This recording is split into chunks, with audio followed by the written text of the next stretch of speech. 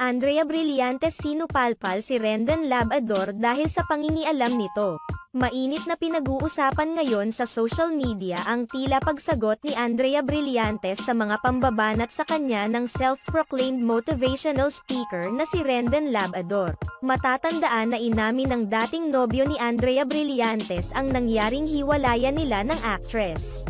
Dahil dito, binanata ni Rendon Labrador si Andrea Brillantes na umano'y inuuna lamang ng aktres ang paglalandi kaysa sa trabaho.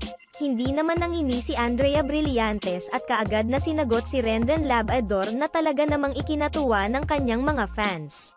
Ayon sa kay Andrea, pinagsasabi mong career muna bago mas mayaman pa ako sayo. Focus ka sa motivational rise mo. Hindi pa rito nagtatapos ang pambabanat ni Rendon Labrador kay Andrea Brillantes. Kamakailan lamang ay muling binanata ni Rendon Labrador si Andrea Brillantes nang maglabas ang young star ng vlog kung sino ang gusto niyang e-date na mga basketball players at anak ng celebrities. Muli itong binanata ni Rendon dahil naglalandi na naman umano ito gayong natatalo na umano ang Team Pilipinas sa basketball games. Subalit, tila muling nakarma si Rendon Labrador dahil naban ang kanyang TikTok account at nakatanggap rin siya ng warning mula sa Facebook.